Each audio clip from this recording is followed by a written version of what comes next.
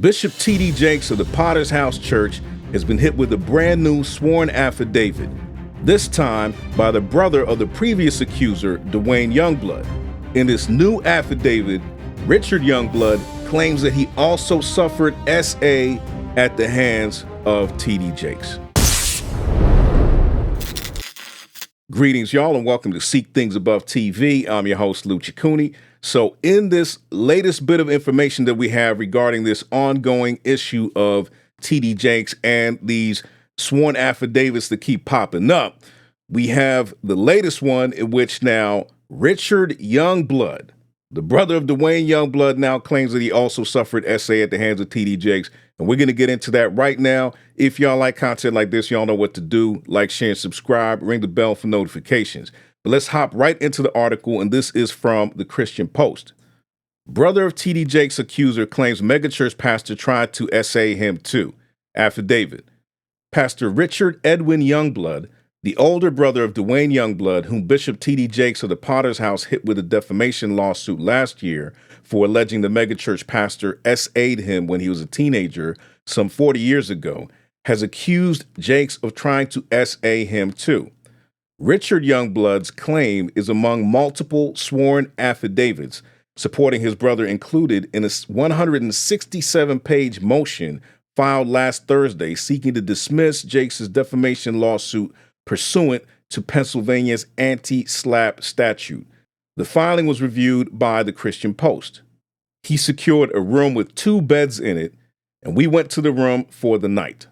That night, while I was lying in my bed, I felt Elder Jakes climb into my bed. He pressed his body against mine and asked, "Youngblood, do you feel that?" Okay, so you can read what it says here. So he's saying that he felt the bishop pressed against him, pressing his body parts against him, and this is the allegation here that has been made. I got up out of bed in complete shock as he also got up from the opposite side and met me. He grabbed me by my arms and pulled me to him and started trying to kiss me. At this point, I cannot believe what is happening to me. Others who have made sworn affidavits in support of Duane Youngblood's claims are Jeffrey S. Gray, who also shared Duane Youngblood's disclosures about Jakes, Daniel B. Spalding, LaShawn Youngblood, Joshua Munoz, and Landon Claiborne. So because there is not just the older brother now of Duane Youngblood coming forth, and that there are other names here, it's a little bit harder to dismiss what's going on as, 2 brothers colluding and trying to somehow defame T.D. Jakes in the process. These other people are adding more weight and more credibility to these claims. Now, again, these are all allegations. We don't know what's factual yet or not factual, but we know that these filings have been made, and these are the claims that have come forth at this time. Now, it's important to explain this SLAPP acronym, so I'm going to bring this back up here. So it says, the SLAPP acronym in Pennsylvania's anti-SLAPP statute stands for Strategic Lawsuits Against Public Participation. It was signed into law by Governor Josh Shapiro last July. The statute allows, among other things, a defendant in a defamation lawsuit to file an early motion to dismiss the case on the grounds that the defamation claim is frivolous. Duane Youngblood's attorney, Tyrone A. Blackburn, contends that his client's allegations against Jakes are protected public expression because they are addressing matters of significant public concern, including systemic abuse and institutional accountability within religious organizations.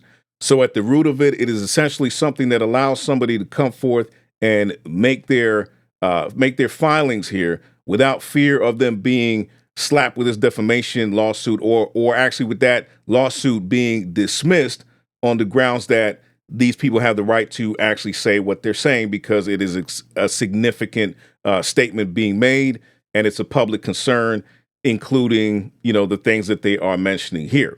So certainly we do not have concrete evidence of any of these things happening. We are looking at this and simply reporting it.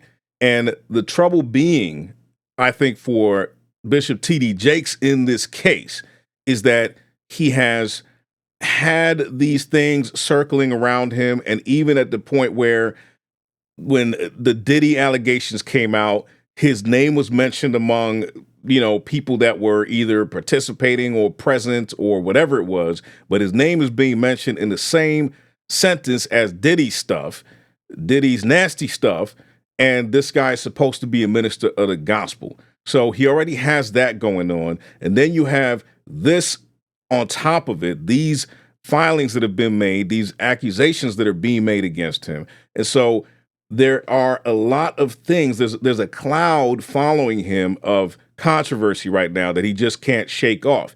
Eventually, he's going to have to go to court about these things, or, cases will be dismissed, but they're going to have to do something about it. These things are not just simply going to go away. Now, I shouldn't have to point out the fact that I believe that T.D. Jakes is a false teacher. If you've watched other content on this channel, you'll know that. But he does deny the Trinity, in that he believes in a heresy called modalism, where he thinks Jesus is the Father and the Father is the Holy Spirit. And this is the theology he teaches. And there are significant implications of somebody teaching that, because you are denying the distinctive personages of the Trinity, and you're also denying essential doctrine that makes other things fall apart as well. And so he teaches that, okay? He teaches that, and sometimes these things just slip out of his mouth when he's not even trying to. So I gave up my omniscience.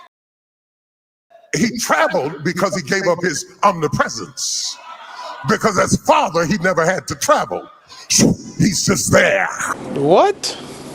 Now, I wouldn't be doing my due diligence if I didn't mention that Duane Youngblood is also somebody who has been accused of SA in the past. I think he's actually been convicted of these things, and the evidence is out there for all to see. A preacher with a history of sexual abuse was in court today on new charges, but it's what happened after the hearing that had eyebrows raised and jaws dropped. Duane Youngblood was led to a district justice courtroom in Munhall because earlier this month he was charged yet again in connection with the of a teenage boy. The young man, who's now 21, says it happened when he sought counseling at Higher Call World Outreach Church in Homestead, and that the acts began when he was 16. Youngblood is charged with corrupting a minor. He has a previous conviction.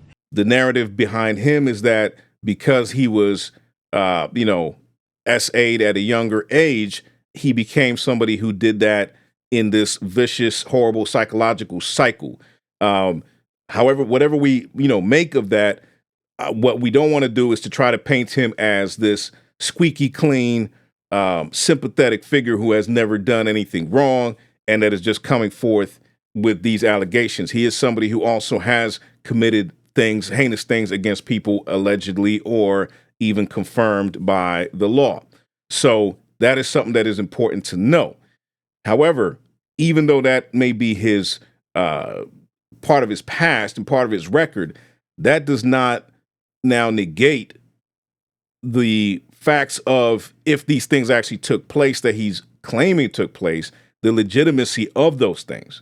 Okay, so he could be somebody who did wrong and yet be somebody who also had some things done wrong to him at the same time. I had finally found someone who could get it, someone who understood. I'm sitting at this table, and for the first time talking to any man, I got tears coming down my face because somebody gets me. Somebody understood what I was going through. Well, after sitting there and having this long discourse with him, I finally look at my watch and I'm like, oh my goodness, I got to go. I got to get this car back to my mother. She's going to kill me. So I said to Bishop, I got to get up. And I got up from the table. He got up from the table. He walked around toward the way I had to exit quicker than I got over there. And when I started to walk past him, he pulled me to himself, wrapped his arms around me and tried to kiss me. And in that moment, I literally died. I could not. I tell you, to this day, I can't remember how I got out of that place. We'll continue to keep an eye on this story as more updates come out. It just seems that we are still in this time of reckoning where we are seeing key figures being exposed for things that they've done in the past, people who hide behind the name of bishop or pastor, yet in the background, they are committing acts that are completely against Christ and completely against the faith that they claim to uphold and defend. Let me know your thoughts in the comment section below. I would love to hear from you. Don't forget to like, share, and subscribe. Tell a friend to tell a friend. And if then you have been raised with Christ, seek the things that are above, where Christ is, seated at the right hand of God. Set your minds on things that are above, not on things that are on earth. All right? God bless y'all, and I will see y'all on the next one. Peace.